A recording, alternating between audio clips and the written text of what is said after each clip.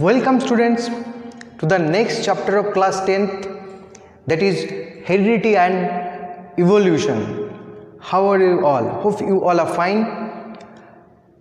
So अगर तुम लोग देखे हो कि तुमको देखते हुए जो सपोज तुमको नहीं पहचानते हैं, ओके, लेकिन तुमको देख के बोलते हैं अरे तुम फलाना का बेटा हो ना, तुम फलाने की बेटी हो ना, तो कैसे लोग पहचान जाते हैं तुमको देख के कि तुम किसके बेटे हो? यानी कि तुम्हारा माता पिता का तुम परिचय तो नहीं दिए हो, लेकिन फिर भी तुमको देख के वो लोग बोल देते हैं तुम इसका बेटी हो, इसको बेटी, इसका बेटा, इसका बेटी हो। तो कैसे पहचान जाते हैं? क्योंकि तुम्हारे शरीर में, तुम्हारे शक्ल में, तुम्हारे अपीयरेंस, बिहेवियर में उन लोगों का रिफ्लेक्शन है।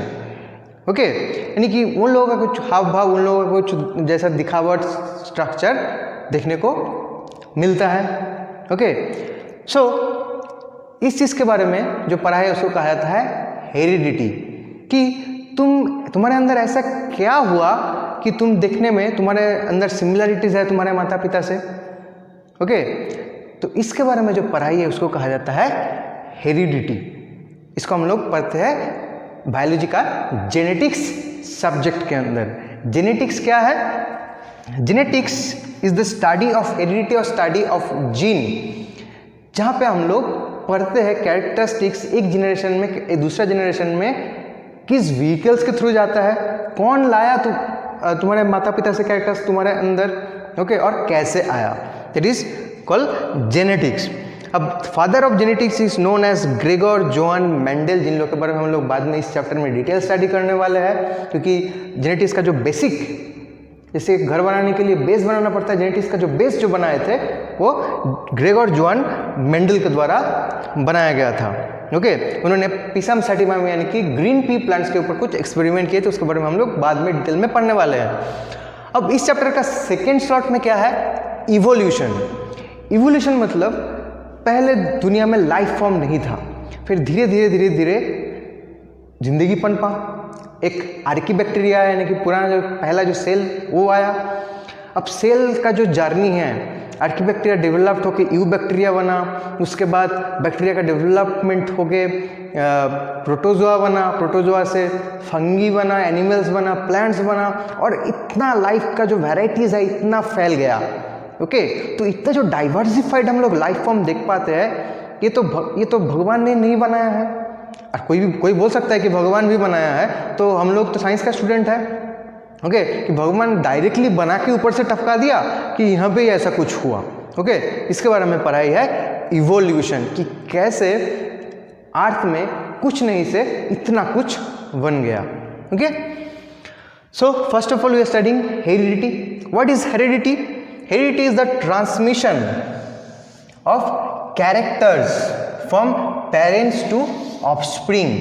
Characters बोले तो skin colour, hair colour, hair type, hair सीधा है कि कार्डली है, ईयरलोब अटैच है कि फ्री है, ओके, उसके बाद हाइट कितना है, okay, each and every characters कैसे तुम्हारे अंदर, तुमको डिफाइन करने के लिए हम जो शब्द बोलते हैं उसको कहा जाता है कैरेक्टर्स। सो कैरेक्टर्स तुम्हारे पेरेंट्स से तुम में कैसे आया? The transmission of characteristics from parents to offspring is known as heredity. अब नेक्स्ट आता है दूसरा टर्म इनहेरिटेंस। अब हेरिडिटी के दौरान जो कैरेक्टरिस्टिक्स पास हो रहा है एक जनरेशन से दूसरा जनरेशन में, फ्रॉम जनरेशन टू जनरेशन, एक पीढ़ी से दूसरा पीढ़ी में, so this act, the phenomena is known as inheritance. ये जो कैरेक्टर्स पास होने का एक्ट, पास होने का फिनोमेना। ओके, इनहेरिटेड ट्रेट एक तीसरा टर्म है। Inherited trait means particular genetically determined features that came from parents to offspring.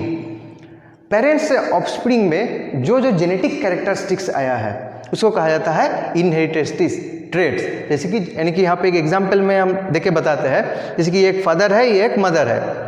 Okay, तो फादर का जो हेयर कलर है, मान लेते हैं कि हेयर कलर ब्लैक है, लेकिन मदर का जो हेयर कलर है वो है ब्राउन। ओके, नेचुरली है। ओके, तो ब्लैक और ब्राउन ये दोनों के बीच में शादी हुआ, एक का कलर ब्लैक है, एक दूसरा कलर ब्राउन है। अब उन लोगों का जो ऑफस्प्रिंग जो प्रोड्यूस हुआ, यानी उन लोगों का जो संतान, इनका जो बच्चा है, इनका हेयर कलर हो गया मदर जैसा, माँ के जैसा, ब्राउन। तो मम्मी से जो ये हेयर कलर अपना, इनका जो ऑफस्प्रिंग, इन लोगों का जो ऑफस्प्रिंग है इसमें आया, okay, that is called inherited traits. तो so the brown colour of this boy is an inherited trait from his mother, okay. अब इसका शक्ल का, चेहरा का अपीयरेंस देखने में इसका फादर जैसा है, मान लो कि, तो शक्ल का जो, चेहरा का जो अपीयरेंस है, that is inherited trait from his father, okay. और भी सारे एग्जाम्पल हम दे सकते हैं, जैसे कि ear lobe.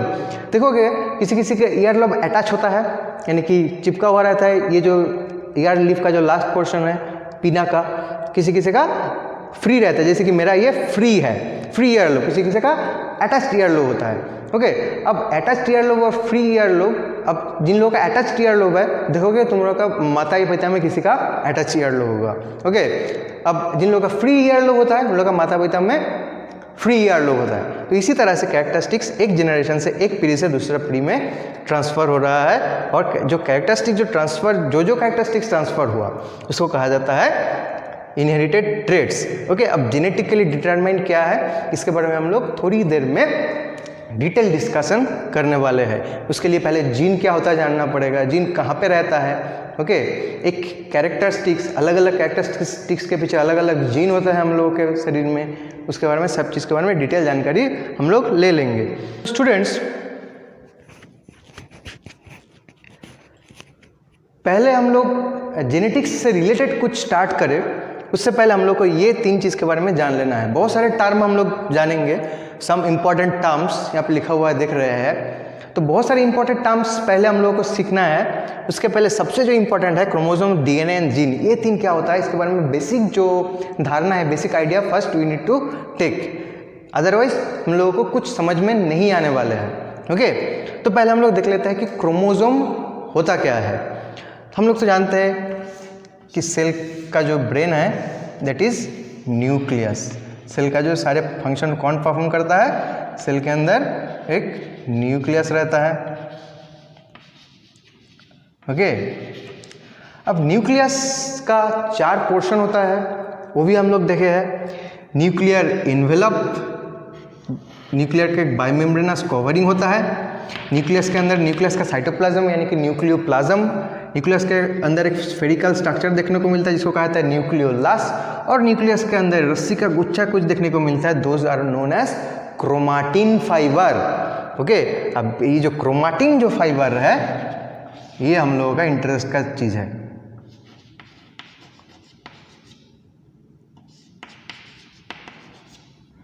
क्रोमाटिन्स, okay.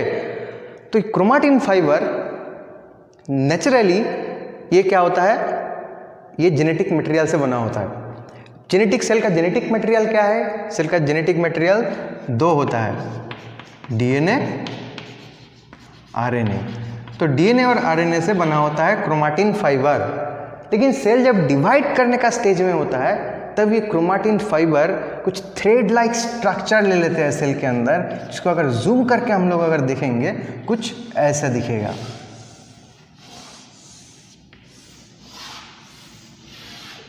So this thread-like structure is known as chromosome.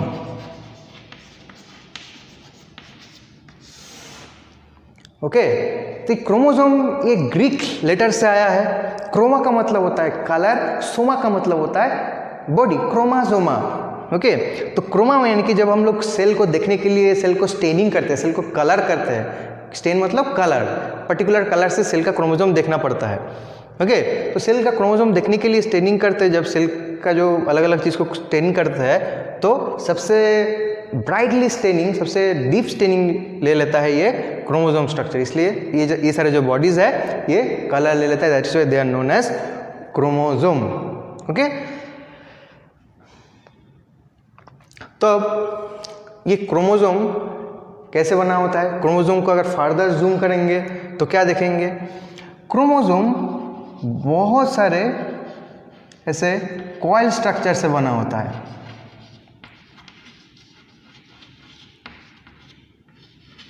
कि क्रोमोसोम को अगर फर्दर जूम करेंगे तो देखेंगे क्रोमोसोम के अंदर बहुत सारी चीज़ का जैसे कॉइल है।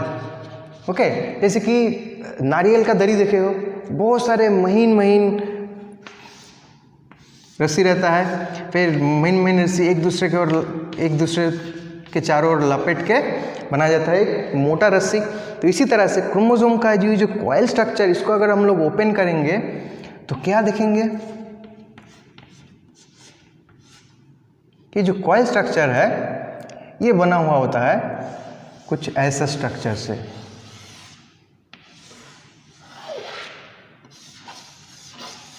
इसको कहा जाता है न्यूक्लियोसोम। अब ये तुम लोगों का चीज़ नहीं, ये हायर क्लास का चीज़ है। तब ये न्यूक्लियोसोम को फर्दर जूम आउट करेंगे तो क्या देखेंगे, ये न्यूक्लियोसोम कुछ सीरीज ऐसा स्ट्रक्चर से बना होता है।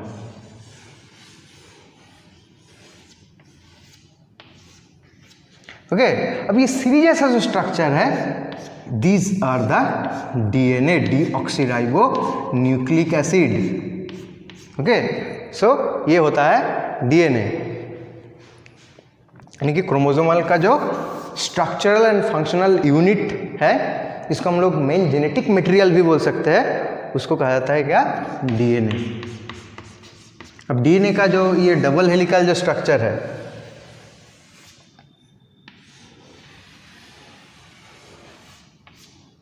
ये देखने में क्या है, एक स्पाइरल, एक सीरीज ऐसा लग रहा है, जिसका डीएनए डबल हेलिक्स। अब ये डीएनए डबल हेलिकल स्ट्रक्चर को डिस्कवरी करने के लिए वाटसन और क्रिक बोल के दो साइंटिस्ट को नोबेल प्राइज मिला था। ओके, अब ये डीएनए के अंदर ही डीएनए का जेनेटिक कोड होता है। डीएनए के अंदर नाइट्रोजनस बेस होता है, 4 तरह का नाइट्रोजनस बेस होता है, ATGC, adenosine, thymine, guanine, cytosine. Okay, ATGC ये 4 तरह का कोड से डीएनए बना हुआ होता है। जैसे कि हम लोग अल्फ़ाबेट पढ़ते हैं, ठीक उसी तरह से डीएनए का अल्फ़ाबेट होता है। यानी कि कोई लैंग्वेज अगर हम लोग बोलेंगे तो ABCD को या कह को ठीक से लिखना पड़ेगा, तब एक सेंटेंस बनेगा, हाँ, तब एक वर्ड बनेगा या सेंटेंस बनेगा, तब एक लैंग्वेज बनेगा। इसी तरह से हम लोग का शरीर के अंदर जो भी चीज़ प्रोड्यूस हो रहा है, सब सारी चीज़ प्रोड्यूस करने के, मतलब सारे एक एक कैरेक्टरिस्टिक्स को प्रोड्यूस करने के लिए एक पर्टिकुलर डीएनए सीक्वेंस काम करता है, जो कि ये ATGC से बना होता है। डीएनए के ऊपर कैसे, जैसे कि ATTCGGCAT इसी तरह से लिखा हुआ रहता है। ए के साथ T जाता है, A जुड़ता है T के साथ और G जुड़ता है C के साथ। ये सब हायर क्लास में जाके डिटेल में पढ़ना है। Okay, these are known as genetic. इस चीज से जीन का कोडिंग, डीएनए का कोडिंग बनता है और अलग अलग कोड सेल के लिए अलग अलग मटेरियल बनाता है। अलग अलग मटेरियल माने कि प्रोटीन प्रोड्यूस करता है, और अलग अलग प्रोटीन के लिए हम लोगों का अलग अलग कैरेक्टरिस्टिक्स होता है। ठीक है, तो समझ में आ गया क्रोमोसोम क्या है और डीएनए क्या है। डीएनए से क्रोमोसोम बनता है और डीएनए तय करता है कि क्या चीज़ प्रोड्यूस करना है हम लोग के शरीर के अंदर, उस चीज़ का कोडिंग डीएनए कैरी करते रहता है। अब जीन क्या है, अब जीन वो पहनने वाला जीन्स वो है कि वो भूत वाला जो जीनी है वो नहीं, बिल्कुल वैसा नहीं है। Gene are the units of heredity. Heredity का जो यूनिट होता है, हेरिडिटी का जो यूनिट होता है उसको कहा जाता है जीन। अब यूनिट मतलब क्या होता है, अब ये डीएनए का कुछ पोर्शन फंक्शनल होता है, माने कि इतना पोर्शन काम कर रहा है, ये इतना पोर्शन प्रोटीन प्रोड्यूस कर पाता है, बट यहाँ से लेके यहाँ तक काम का नहीं होता है, ये कोई काम नहीं है। फिर यहाँ से लेके यहाँ तक प्रोटीन प्रोड्यूस कर पा रहा है। इसी तरह से डीएनए क्या होता है, कुछ फंक्शनल और कुछ नॉन फंक्शनल पोर्शन से बना होता है। ठीक है, तो डीएनए का जो फंक्शनल पोर्शन है वो लोग क्या करते हैं, अल्टीमेटली जीन बनाते हैं, अलग अलग जीन। तो एक एक क्रोमोसोम का अलग अलग पोर्शन में क्या होता है, अलग अलग जीन प्रेजेंट होता है, क्योंकि क्रोमोसोम का अलग अलग जगह में अलग अलग डीएनए है। ठीक है, तो क्रोमोसोमल जो बॉडी है, ये जो थ्रेड लाइक स्ट्रक्चर है, इस क्रोमोसोम के ऊपर अलग अलग कैरेक्टरिस्टिक्स को डिफाइन करने के लिए अलग अलग जीन होता है and each and every gene defines different characteristics. मानो कि यहाँ का जो जीन है ये तुम्हारा हाइट को डिटरमाइन कर रहा है, यहाँ का जो जीन है ये तुम्हारा आई बॉल का कलर को डिटरमाइन कर रहा है, यहाँ का जो जीन है ये तुम्हारा शरीर के अंदर डाइजेस्टिव एंजाइम कैसे प्रोड्यूस होगा वो डिटरमाइन कर रहा है। ओके, तो each and every characteristics of our body, बाल से लेकर नाखून तक शरीर के अंदर जो भी केमिकल रिएक्शंस हो रहा है सब कुछ मेंटेन होता है। कौन करता है? जीन के, क्योंकि अलग अलग जीन अलग अलग कैरेक्टरिस्टिक्स को डिफाइन कर रहा है, अलग अलग कैरेक्टरिस्टिक्स को एक्सप्रेस करने का काम करता है। ओके, तो कोई डाउट है तो नीचे पूछ सकते हो और obviously like and subscribe my channel, और नेक्स्ट जो इम्पोर्टेंट टर्म नेक्स्ट वीडियो में लेके आएंगे। Thank you all.